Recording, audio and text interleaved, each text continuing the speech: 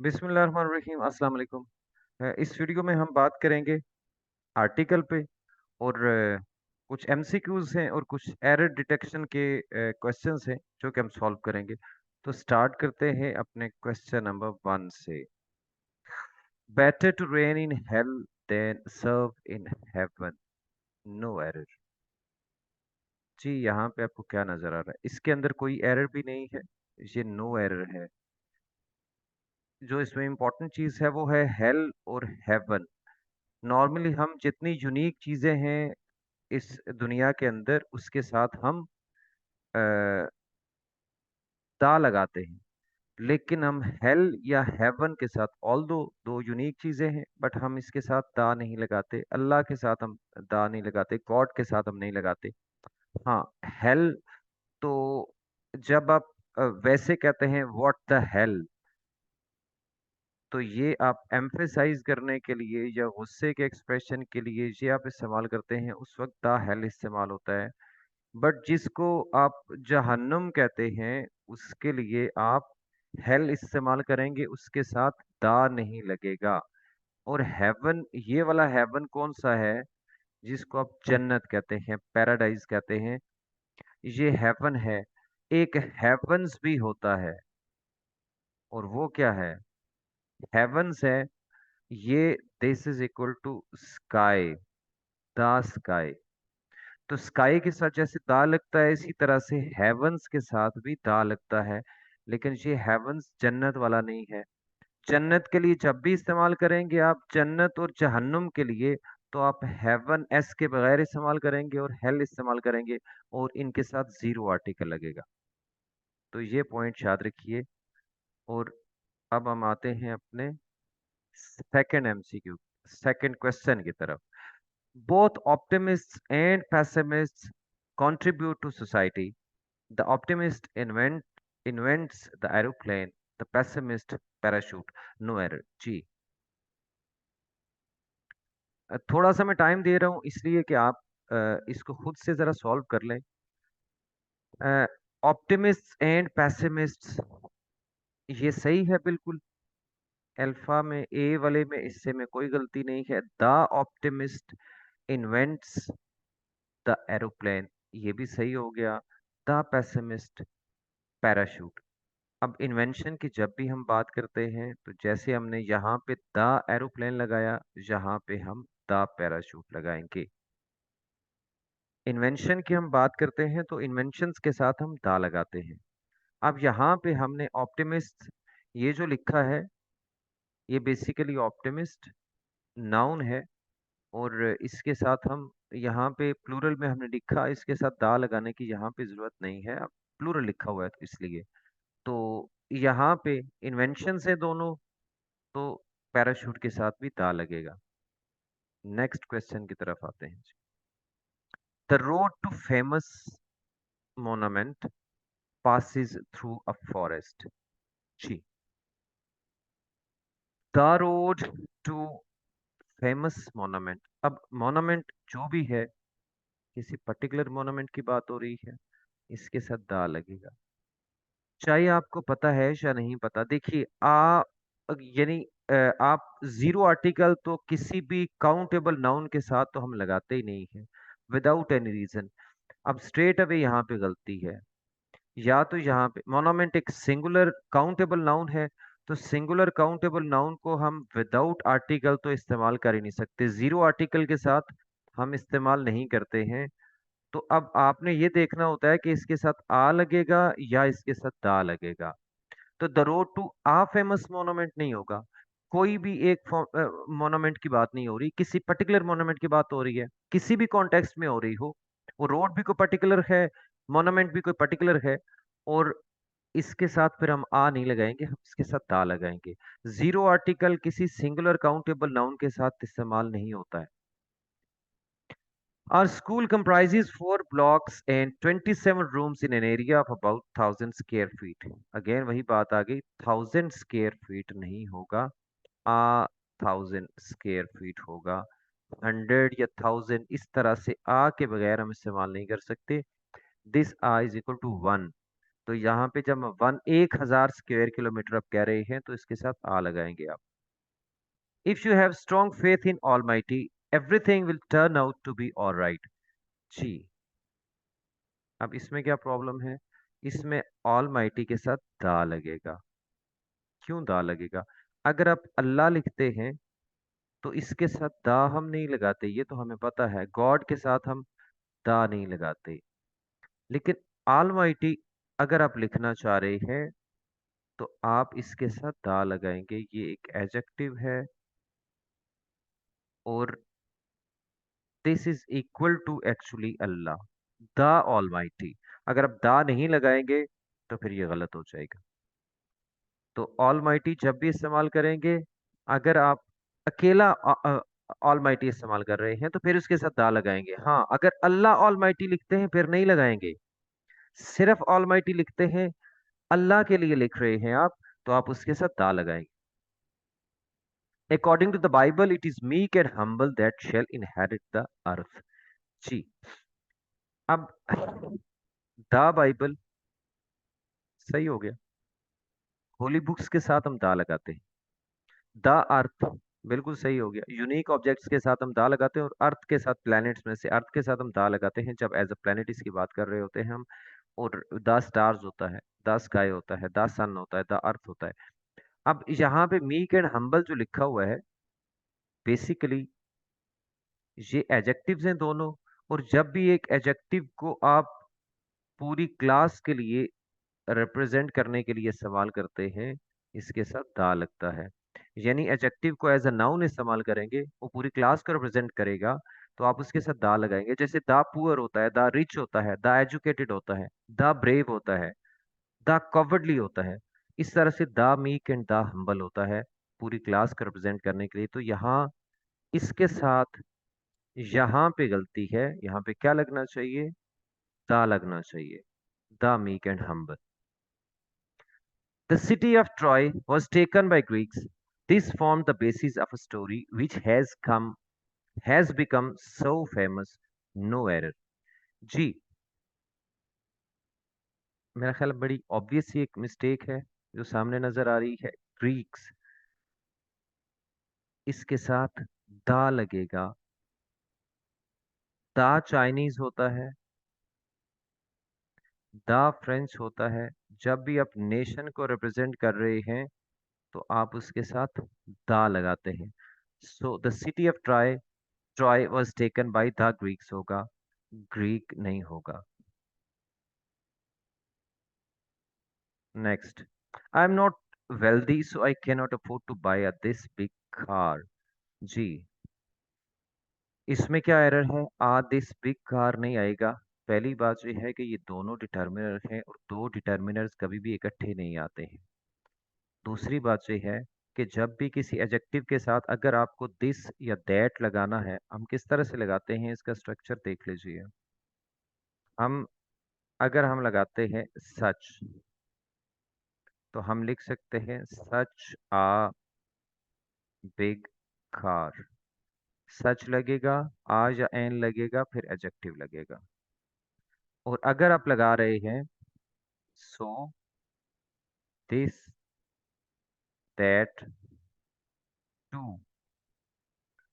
तो इसके साथ आप क्या करेंगे? पहले एडजेक्टिव लगाएंगे, फिर आ या एन लगाएंगे, फिर नाउन लगाएंगे। यानी क्या बनेगा? So this big a car. I'm not wealthy, so I cannot afford to buy this big a car। आ लगेगा लेकिन दिस से पहले नहीं लगेगा बल्कि बिग के बाद लगेगा। तो ये वाला स्ट्रक्चर याद रख लीजिए। सच के साथ हम इस तरह से लगाते हैं और बाकी इन चारों के साथ हम पहले एडजेक्टिव लगाते हैं, फिर आ या एन लगाते हैं। He is so brave a guy। so brave होगा। he's such a brave guy, he's such a great player, he is so great a player। यूं लगाते हैं। My mother is in bad mood today। in bad mood नहीं होता, in a bad mood होता है, in a bad temper होता है। तो आ लगेगा यहाँ पे। ये याद रख लीजिए। Next one, the need to set up a good library in the locality has been in the minds of people for some time now. No error.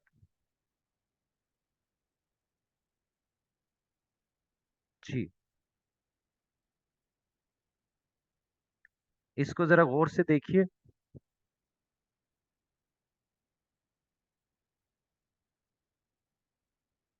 The need to set up a library in the locality has been in the minds of people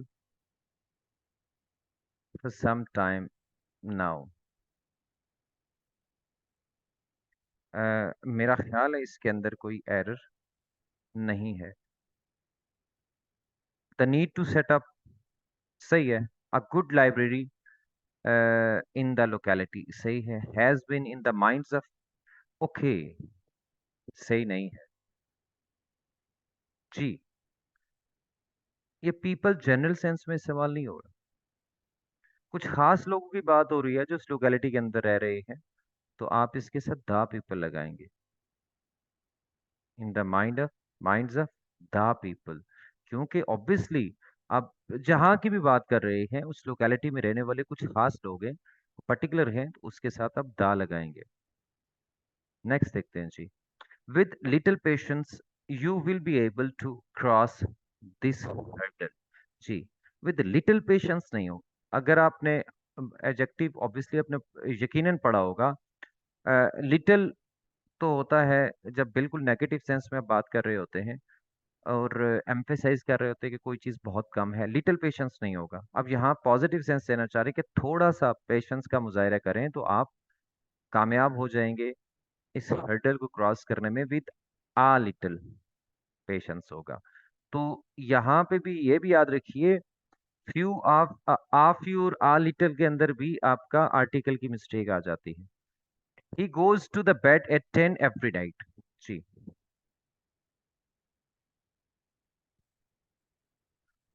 go to bed का मतलब सोना होता है, सोने के लिए जाना। और जब भी बेड को आप प्राइमरी पर्पज के लिए यूज करेंगे तो आप इसके साथ कोई आर्टिकल नहीं लगाएंगे। He goes to bed at 10 every night. He was sitting on the bed, ये हो सकता है क्योंकि अब बैठने के लिए नॉर्मली नहीं होता, बेड उसका प्राइमरी पर्पस नहीं है। तो जब आप उसे बैठने के लिए इस्तेमाल करेंगे तो आप उसके साथ आर्टिकल लगाएंगे। He was sitting on the bed होगा, but he was lying in bed होता है, या ही वेंट टू बेड होता है, टू द बेड नहीं होता। नेक्स्ट देखते हैं जी। He was fascinated by insects, and the more he studied their habits, greater was his fascination. The more, the merrier. यहाँ पे ये जो पैरेलल स्ट्रक्चर होता है, दोनों तरफ आपकी कंपैरेटिव डिग्री लगती है तो दोनों के साथ आप दा लगाते हैं। कंपैरेटिव डिग्री में दो जगह पे दा लगता है, एक तो यहाँ पे लगता है इस तरह के पैरेलल स्ट्रक्चर में, और फिर the better of the two होता है। ऑफ द टू फ्रेज जब भी लगती है तब भी आप कंपैरेटिव डिग्री से पहले दा लगाते हैं। तो ये दो वाले दा जो है कंपैरेटिव से पहले याद रखिएगा।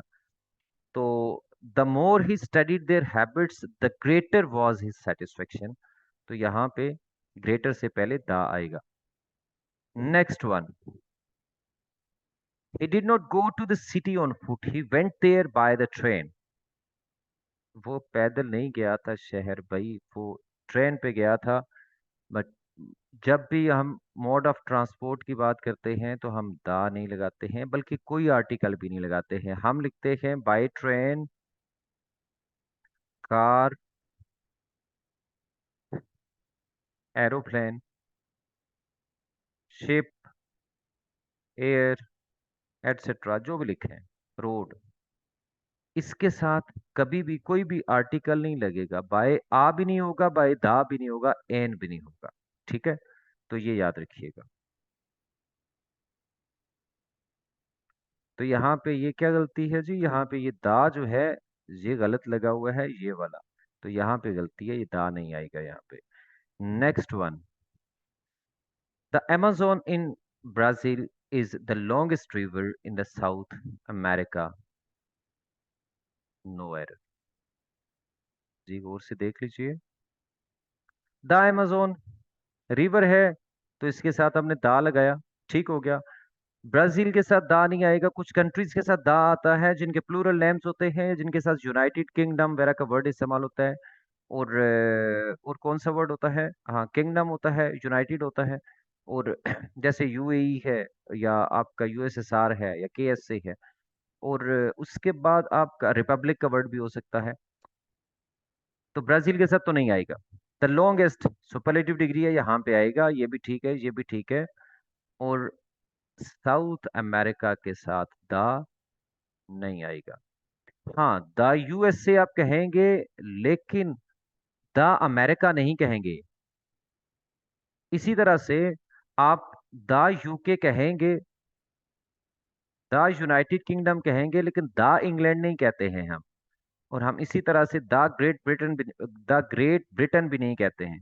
तो ये याद रखिएगा कि नाम अगर एक ही मुल्क है, ये नहीं कि अमेरिका का मुल्क है, इसका जिस तरह से भी नाम बुलाएं हम उसके साथ लगाएंगे, नहीं, ऐसे नहीं है। साउथ अमेरिका के साथ नहीं आएगा, नॉर्थ अमेरिका के साथ नहीं आएगा, अमेरिका के साथ भी नहीं आएगा। जब आप यूएसए कहेंगे तो फिर आएगा। जी next, last but not the least, the market share of the individual firm should be evaluated। जी,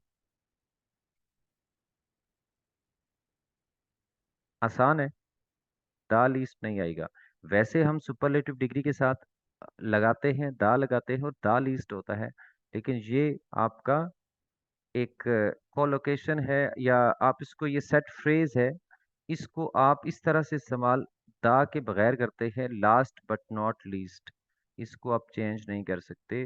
तो ये याद रखिए कि हमेशा ये ऐसे ही इस्तेमाल होगी, लास्ट बट नॉट लीस्ट। यानी किसी का आखिर में जिक्र आया, लेकिन इंपॉर्टेंस के लिहाज से कोई चीज़ आखिर में नहीं है, वो कम नहीं है, तो हम इसके लिए कहते हैं लास्ट बट नॉट लीस्ट। इसके साथ आपने दाद, लास्ट के साथ भी नहीं आएगा, लीस्ट के साथ भी नहीं आएगा। किसी और जगह पे लगाएंगे तो लास्ट के साथ भी दा आता है और लीस्ट के साथ भी आता है।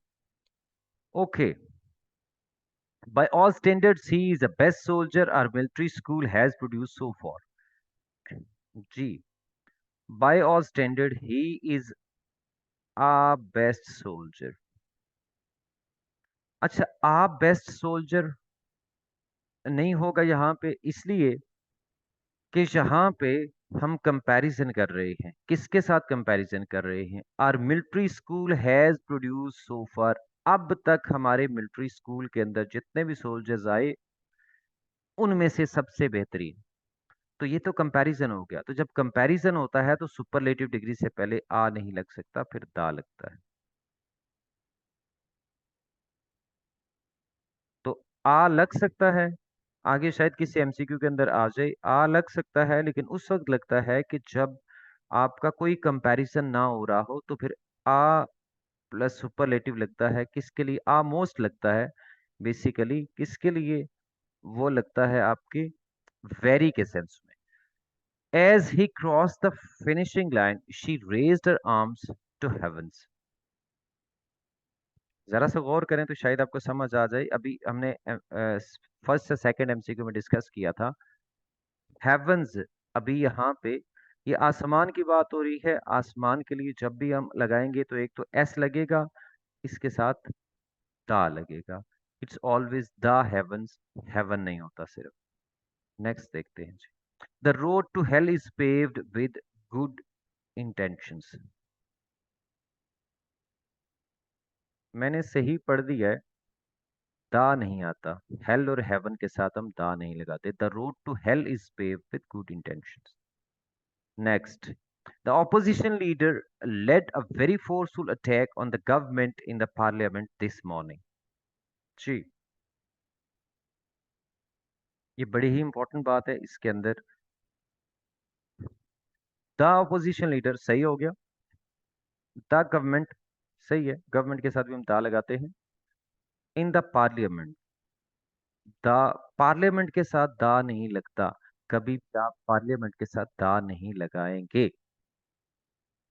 ये याद रखिए। पार्लियामेंट के साथ आपने दा नहीं लगाना। आगे चलें जी, the Egyptians strove with the Romans for the possession of Nile. The Egyptians nation है, द रोमन्स नेशन है। द पोजेशन, क्योंकि ऑफ फ्रेज लगी हुई है तो द सही है। जब भी ऑफ लगा हुआ हो, आगे किसी के ऑफ फ्रेज लगी हुई हो, तो उसके साथ द आता है। ये याद रखिए, ये बहुत कॉमन है। ऑफ फ्रेज से पहले जब भी कोई नाउन होता है तो आप उससे पहले दा लगाते हैं हम। अच्छा, यहाँ प्रॉब्लम क्या है? नाइल रिवर है, इसके साथ हम दा लगाएंगे।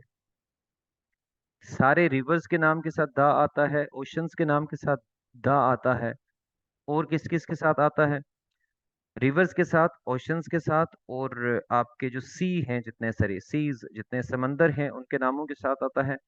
ग्रुप ऑफ लेक्स के साथ आता है, इंडिविजुअल लेक के साथ नहीं आता अगर हम वाटर बॉडीज की बात करें। और किसी वाटर बॉडी के साथ नहीं आएगा, ग्रुप ऑफ लेक्स के साथ आता है।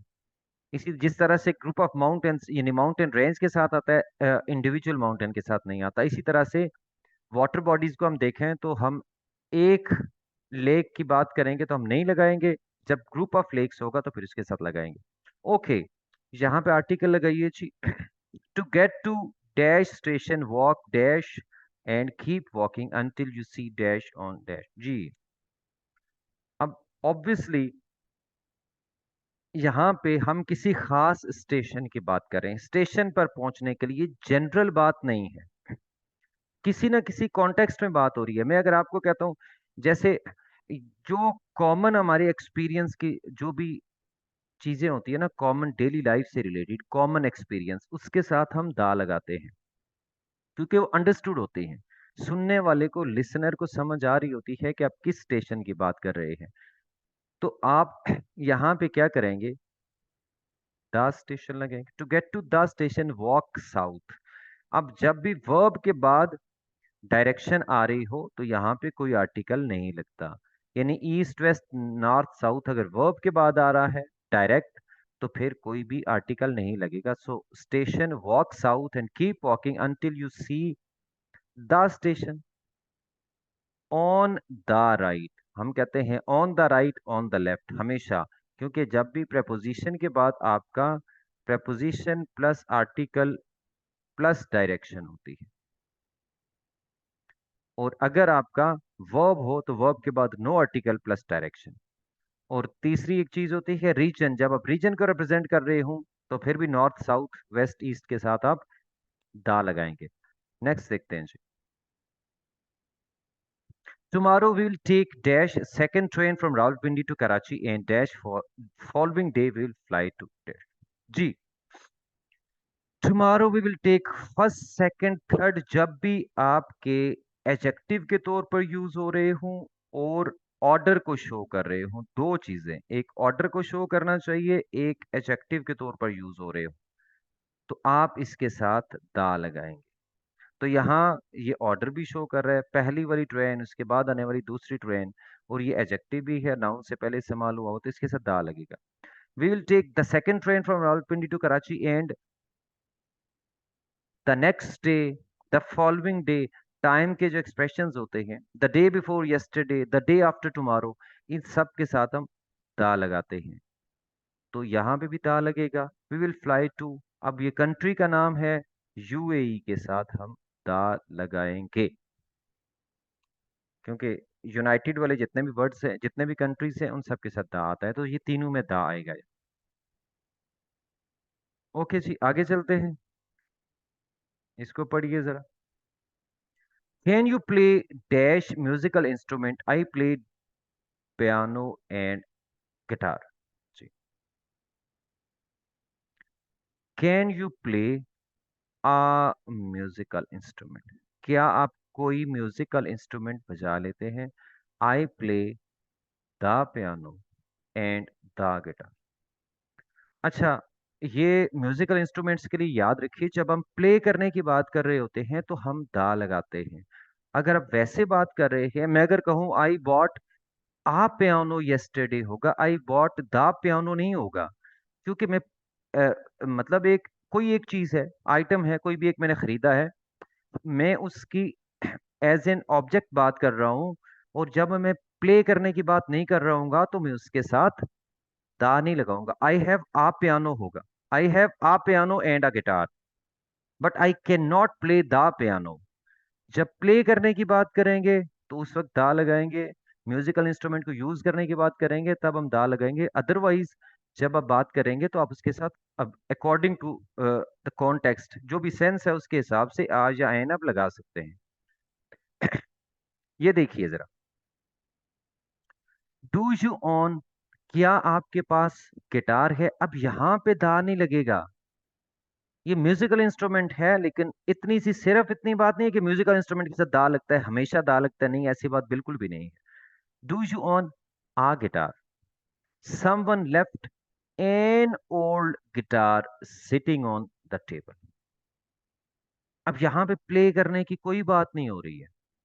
क्या आपके पास कोई गिटार है? यहां कोई बंदा एक पुराना सा गिटार छोड़ गया है। द ओल्ड कभी भी नहीं कह सकते। द ओल्ड गिटार का मतलब है कोई दुनिया में एक ही ओल्ड गिटार है जो वहां पे कोई बंदा छोड़ के चला गया, ठीक है? तो यहाँ पे आ आएगा और सेकंड में एन आएगा। तो ये बात भी अपने जहन में रख लीजिए कि हमेशा ये जरूरी नहीं है कि हर दफा म्यूजिकल इंस्ट्रूमेंट्स के साथ दा ही लगाना है जी। Many childhood diseases, including measles and mumps, are becoming less common due to widespread immunization, but dash flu is still common। क्या होगा जी? डिजीजेस के नाम है, डिजीजेस के साथ कैसे आता है? मीजल्स के साथ भी दा आता है, मम्प्स के साथ भी दा आता है, और फ्लू के साथ भी दा आता है। ये याद रख लीजिए, तीनों डिजीजेस के नाम याद रख लीजिए। आपको इसी में से ही आएगा अगर कोई है तो। नॉर्मली यही होती है जिनके साथ दा लगता है और इन्हीं में से वो दे देते हैं। बाकी कुछ डिजीजेज हैं जिनके साथ जीरो आर्टिकल लगता है, यानी जो नजर नहीं आ रही होती है नॉर्मली, लाइक कैंसर है। अब कैंसर के साथ कुछ भी नहीं लगेगा, नो आर्टिकल। अब इस तरह से कुछ ऐसी डिजीजेज हैं जो सिम्टम्स होते हैं दूसरी डिजीजेज का, एक्चुअली वो खुद डिजीज है सच होती नहीं है, बट वो सिम्टम्स टाइप होती हैं। फीवर है, हेडेक है, अच्छा उसके बाद सोर बैक है, सोर थ्रॉट है। अब इसके साथ आ लगाएंगे, आई हैव आ सोर back, I have a sore throat, I have an earache, I have a headache. इस सब के साथ आप आ लगाएंगे। और जो कैंसर है, या आपका जॉन्डिस है, आप उसके साथ कुछ भी नहीं लगाएंगे। और अगर आपका मीजल्स है, मम्प्स है, फ्लू है, तो ये तीन डिजीज तो पर्टिकुलरली याद रखिए, इन तीनों के साथ हम दा लगाते हैं। आगे चलते हैं जी। We donated to a charity which provides assistance to elderly and the poor। जी, हमने एक चैरिटी को कुछ डोनेशन दिया जो कि एल्डरली लोगों को और गरीब लोगों को मदद करती है। तो अब यहाँ पे जैसे दा पुअर आपने इस्तेमाल किया, एडजेक्टिव से पहले आपने दा लगाया, एल्डरली भी एडजेक्टिव है, इससे पहले भी आप दा लगाएंगे। The elderly and the poor, क्योंकि एल्डरली का मतलब है बड़ी एज के लोग, और ये भी पूरी क्लास को रिप्रेजेंट करेगा। क्योंकि एज अ नाउन यूज कर रहे हैं एल्डरली को, तो इसलिए इसके साथ दा लगाएंगे हम, तभी क्लास को रिप्रेजेंट करेगा। तो एडजेक्टिव को जब भी एज अ नाउन इस्तेमाल करें पूरी क्लास को रिप्रेजेंट करने के लिए, तो हम उससे पहले दा लगाते हैं। नेक्स्ट देखते हैं। When we visited the USA last year, we went to the New York and Chicago, but we could not go to Washington। Nowhere। और करिए जरा। अब यहाँ पे ये एमसीक्यू बेसिकली है कि हम कहाँ पे कंट्रीज के साथ हम कैसे लगाते हैं, स्टेट्स के साथ कैसे लगाते हैं। अच्छा, रूल सिंपल याद रखिए कि कोई भी सिटी है, कोई स्टेट है, कोई कंट्री है, या कोई कॉन्टिनेंट है इवन, हम इसके साथ नॉर्मली जीरो आर्टिकल लगाते हैं, जो रूल है। एक्सेप्ट अ फ्यू कंट्रीज, कुछ कंट्रीज के अलावा बाकी सिटीज का नाम है, टाउन्स का नाम है, स्टेट्स का नाम है, कंट्रीज हैं, कॉन्टिनेंट्स है, इनके साथ हम कोई आर्टिकल नहीं लगाएंगे।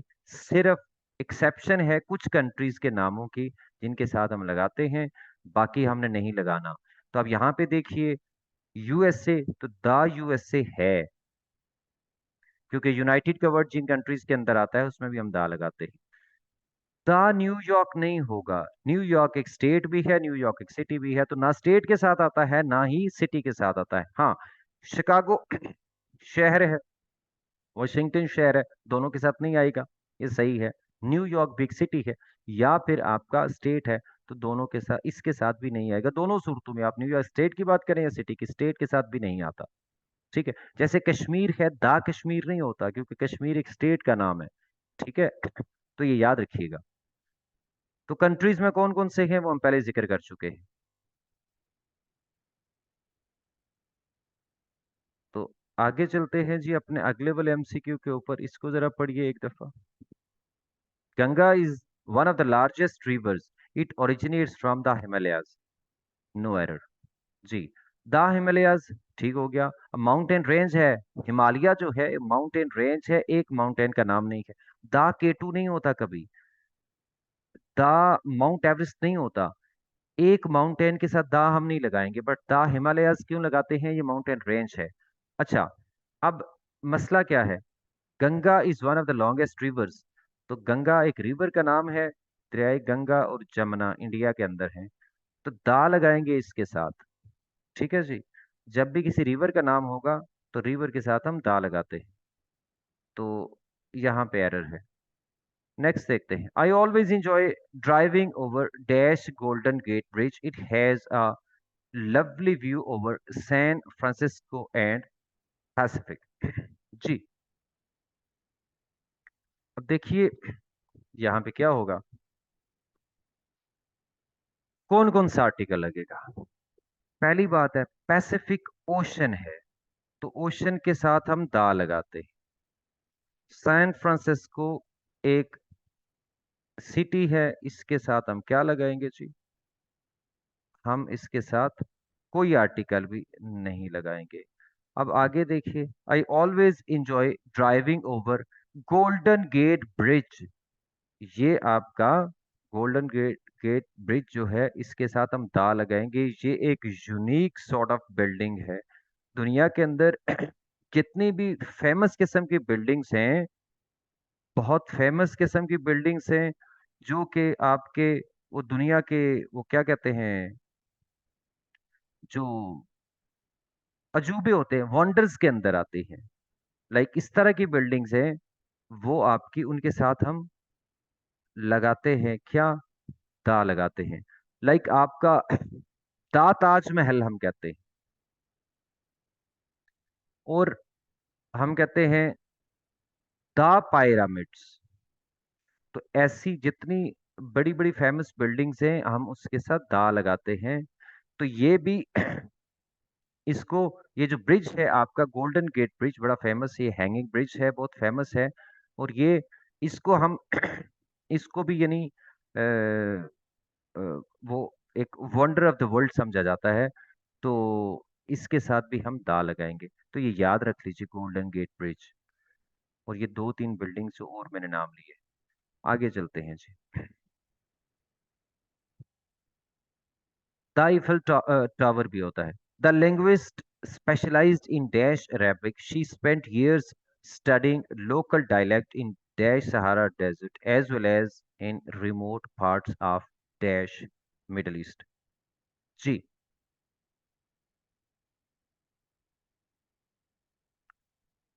इसको देख लीजिए, कहाँ कहाँ आपके ख्याल में क्या आता है। अब यहाँ पे देखिए, अरेबिक लैंग्वेज है, तो लैंग्वेज के साथ हम तो जीरो आर्टिकल लगाएंगे, यहाँ पे कुछ भी नहीं आएगा।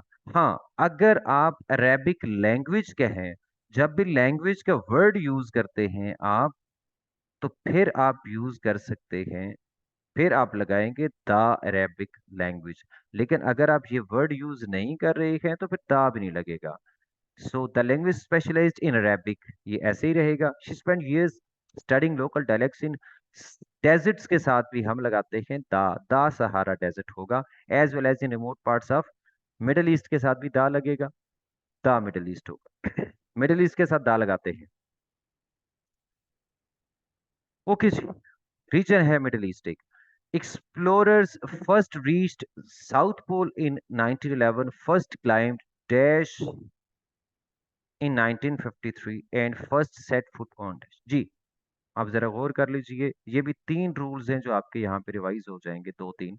सबसे पहली बात ये है कि दुनिया के अंदर ग्लोब के ऊपर जितने सारे पॉइंट्स हैं, वो उनके लिए हम दा इस्तेमाल करते हैं। दा साउथ पोल होता है, दा नॉर्थ पोल होता है, दा इक्वेटर होता है, द ऑक्सीडेंट, दा ओरिएंट होता है। उसके अलावा द ट्रॉपिक ऑफ कैंसर होता है, द ट्रॉपिक ऑफ कैप्रिकॉर्न होता है। तो यहाँ साउथ और नॉर्थ पोल के साथ दा लगता है, तो यहाँ पे तो दा लगाएंगे हम। माउंट एवरेस्ट एक माउंटेन है, इसके साथ दा नहीं लगाना आपने। The first set foot on the moon होगा, ऑब्वियसली यूनिक ऑब्जेक्ट है, द सन होता है, द मून होता है। तो ये ऐसे होगा जी। नेक्स्ट देखते हैं क्या है। Dash hell is dash bad place to be.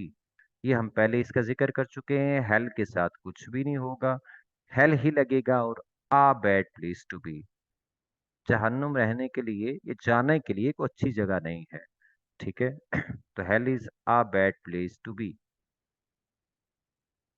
A common a common cause of failure is mistaken ambition for the boy on the part of his parents. कुछ सेंटेंसेस मैंने सेकेंड ईयर एफएससी की books के अंदर से डाले हैं, इसलिए कि मे बी कोई सेंटेंस आ जाए इस तरह का। आ भी सकता है एमडी कैट के लिए। तो इसको देख लें। अ common cause of failure is mistaken ambition for the boy on the part of his parents. क्या होगा जी? यहाँ पे मिस्टेकन एम्बिशन है, तो एम्बिशन एक सिंगुलर काउंटेबल नाउन है। सिंगुलर काउंटेबल नाउन को कभी भी आप विदाउट आर्टिकल, जीरो आर्टिकल के साथ इस्तेमाल कर ही नहीं सकते। तो ये आ इस्तेमाल होगा इसके साथ। is a mistaken ambition for the boy on the part of his parents. Next one. It is a most extraordinary thing, but I never read a patent medicine advertisement without being impelled to the conclusion that I am suffering from the particular disease. जी, इसको जरा गौर से देखिए।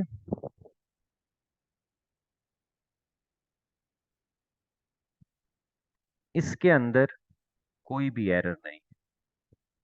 आ most extraordinary thing हो सकता है, ये आ most book के अंदर भी दो तीन जगह पे इस्तेमाल हुआ है। और ये आ मोस्ट किसके इक्वल होता है? This is equal to a very. जब कोई कंपैरिजन नहीं होता तो हम आ मोस्ट इस्तेमाल करते हैं, दा मोस्ट नहीं करते। फॉर एग्जांपल में यहाँ पे अब कोई कंपैरिजन नहीं है, मैं कहता हूँ she is a most beautiful girl. अब यहाँ पे कोई कंपैरिजन नहीं है, तो दा में नहीं लगाऊंगा। She is a most beautiful girl, that means she is a very beautiful girl. तो अगर मैं लिखूं of the class, of the city, of the town, she is the most beautiful girl that I have ever met, इस तरह से जब भी होगा कंपैरिजन हो जाएगा, तो फिर हम दा लगाएंगे। लेकिन जहां तक अगर हम सेंटेंस लिखते हैं इसमें कोई कंपैरिजन नहीं है, तो इसके साथ हम फिर आ ही लगाते हैं, हम दा नहीं लगाएंगे। जी, आगे चलते हैं। नेक्स्ट क्वेश्चन देखते हैं क्या है। I felt rather hurt about it at the first. It seemed somehow to be a sort of slight. इस स्लाइट का मतलब यहाँ पे इंसल्ट है। आ सॉर्ट ऑफ सही है। आई फेल्ट रादर हर्ट ये भी ठीक है। एट द फर्स्ट नहीं होगा, एट फर्स्ट होता है। ठीक है। वैसे फर्स्ट के साथ हम, मैंने आपको बताया पहले भी कि जब फर्स्ट को हम फर्स्ट सेकंड थर्ड के साथ हम कब लगाते हैं? द, जब वो एज एन एडजेक्टिव यूज हो रही है, यानी उनके बाद नाउन इस्तेमाल होगा, तो यहाँ पे इस्तेमाल हुआ हुआ है अगर।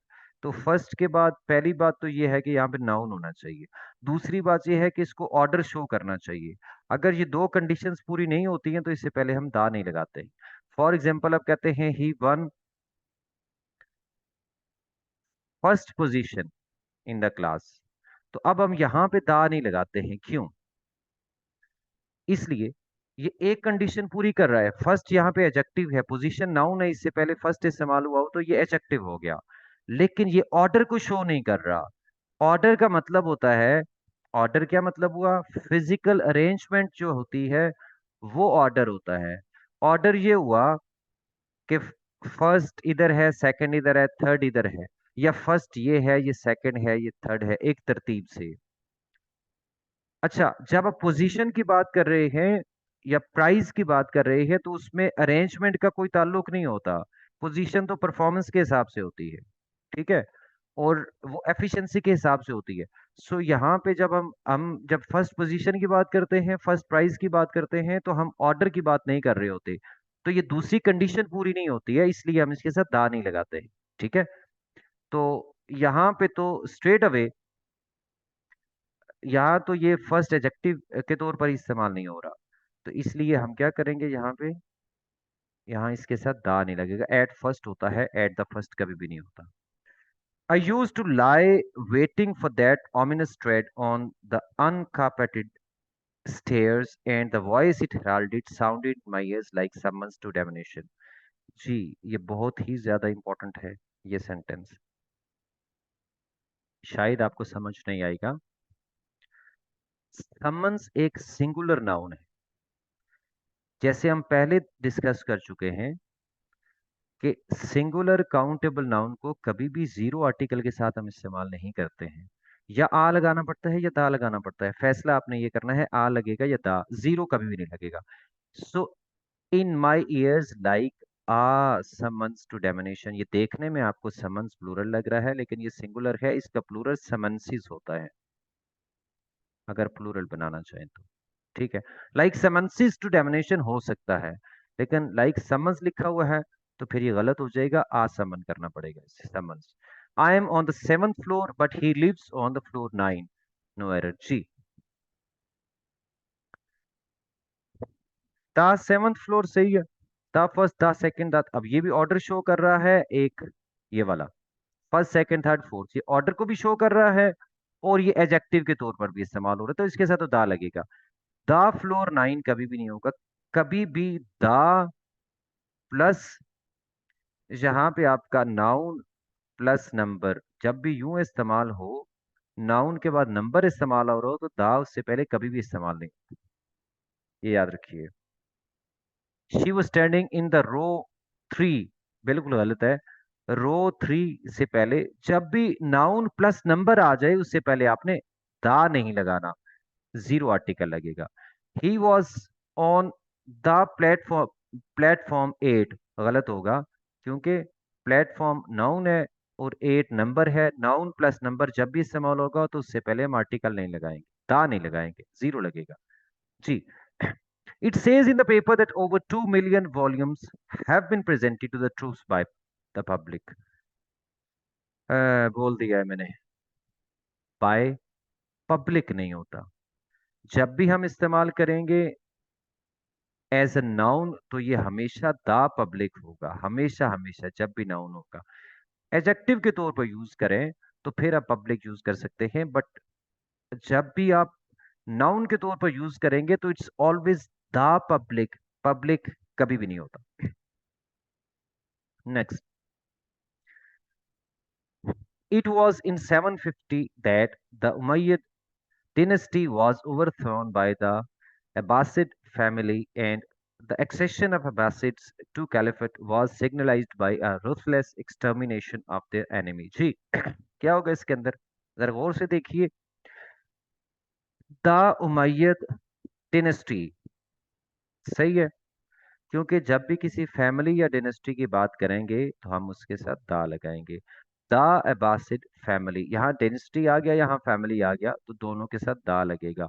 और ये सिंगुलर लगेंगे, द उमैयद्स नहीं लगेगा, एस नहीं लगेगा, यहाँ अब्बासिड्स नहीं लगेगा, अब्बासिड्स फैमिली नहीं होगा, अब्बासिड फैमिली होगा, और इसके साथ दा भी लगेगा। हाँ, आगे देखिए, अब ये जब आप फैमिली नेम इस्तेमाल कर रहे हैं, आगे फैमिली नहीं लिखा, डिनेस्टी नहीं लिखा, तो पहली बात तो ये है कि ये प्लूरल में आएगा, दूसरी बात ये है इसके साथ दा आएगा। फैमिली नेम्स जो भी होते हैं उसको हम प्लूरल फॉर्म में लिखते हैं और उसके साथ हम दा लगाते हैं, हमेशा याद रखिए। द स्मिथ्स होता है, the Smiths are coming here today, the Smith नहीं होगा, वो तो एक बंदा बन जाता है, फैमिली नेम एस लगाना है। आप कह सकते हैं द मलिक्स, ये एस लगाना बहुत जरूरी है, और इसके साथ दा भी लगेगा। तो अब्बासिड्स, यहाँ पे एस तो लगा हुआ है, दा नहीं लगा हुआ, तो दा लगाना है आपने इसके अंदर। ये एरर है इस सेंटेंस के अंदर। ये भी आपकी बुक का सेंटेंस है, सेकंड ईयर इंग्लिश जी। The examiners, on the other hand, were partial to the Latin and mathematics. जी, on the other, the examiner सही है। ये चर्चिल वाला चैप्टर है, Winston Churchill first year at Harrow. The examiner सही है, वो अपने एग्जामिनर्स की बात कर रहे हैं, ऑब्वियसली कोई खास पर्टिकुलर एग्जामिनर्स ही होंगे, उनकी बात हो रही है। द लगेगा। ऑन द अदर हैंड होता है हमेशा on one hand, on the other hand. On the one hand नहीं होता, on one hand, on the other hand जी। तो ये तो सही है, ये भी सही है। द लैटिन नहीं आएगा, लैटिन लैंग्वेज है, लैंग्वेजेस के साथ तो हम नहीं दा लगाते हैं। और वैसे भी फील्ड ऑफ स्टडी कोई भी है, आप उसके साथ, लिटरेचर है, साइंस है, हिस्ट्री है, आप उसके साथ दा नहीं लगाएंगे। जब जनरल सेंस में बात करें हिस्ट्री के साथ, द हिस्ट्री ऑफ, हो सकता है द हिस्ट्री ऑफ सब कॉन्टिनेंट जैसे है, ऑफ लगेगा तो फिर लग सकता है, अदरवाइज नहीं लगता। नेक्स्ट देखते हैं। If a giant would to pick the England up and put it down in the middle of the Sahara desert, we should have quite a task to find it जी। Quite a task बिल्कुल सही है। आप the Sahara desert अभी हमने पढ़ा था, सहारा के साथ लगता है द मिडल ऑफ होता है।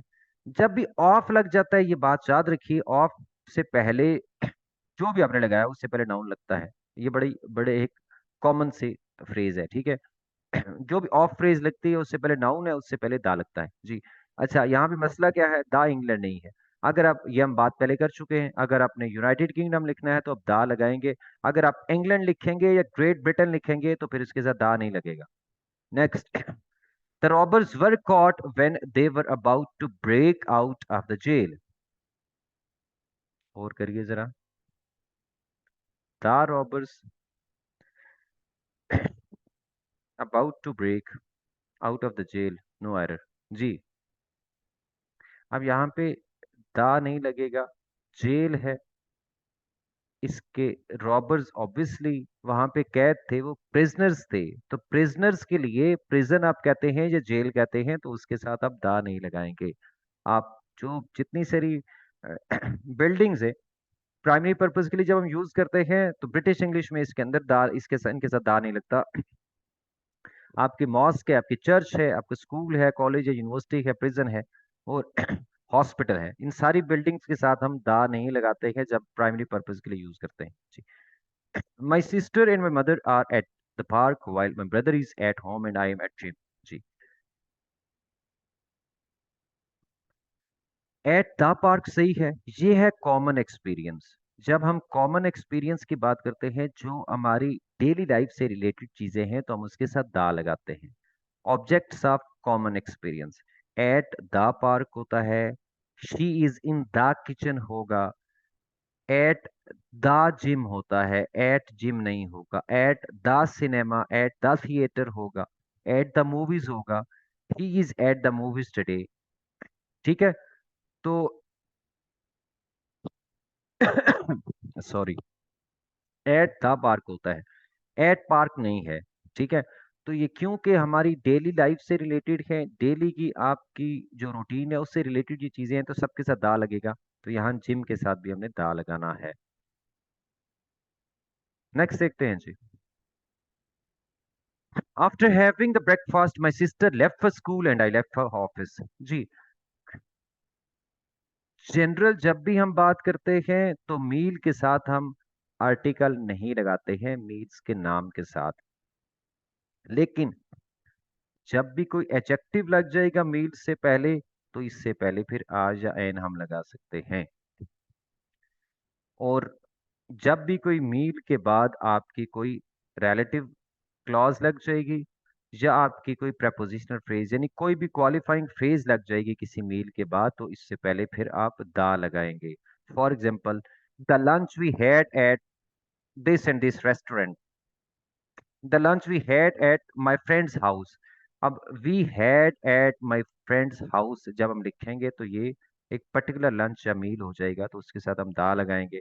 और मील के साथ एडजेक्टिव जब भी लगता है तो हम उसके साथ फिर क्या करते हैं, आ या एन लगाते हैं, आगे इसकी एग्जाम्पल आ जाएगी, तो यहाँ दा नहीं आएगा। We eat a large breakfast at 7 AM every morning. ये सेंटेंस बिल्कुल सही है। लार्ज ब्रेकफास्ट जब आ गया तो ये एडजेक्टिव है। जब भी मील से पहले एडजेक्टिव आ जाए तो उससे पहले आ या एन लगता है।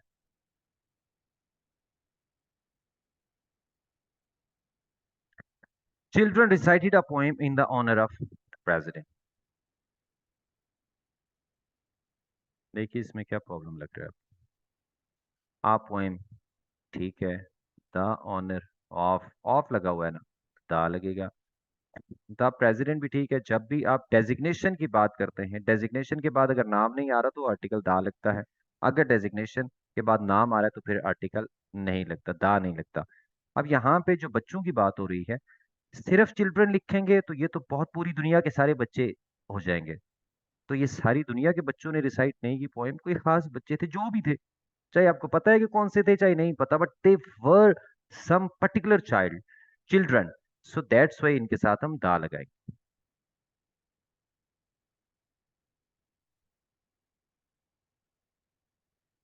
आगे चलते हैं जी। Dollar is the most widely used currency in the world. Currency के नाम के साथ भी हम दा लगाते हैं। दा डॉलर, दा यूरो। सो यहाँ पे आपका दा लगेगा। ये बात याद रखिए, करेंसी का नाम जब भी आप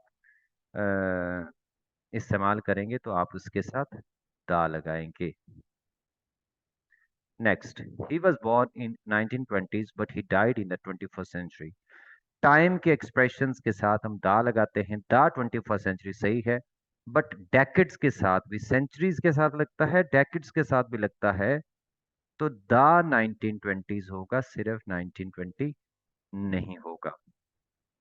आगे चलते हैं जी। The same person always takes the only parking space available.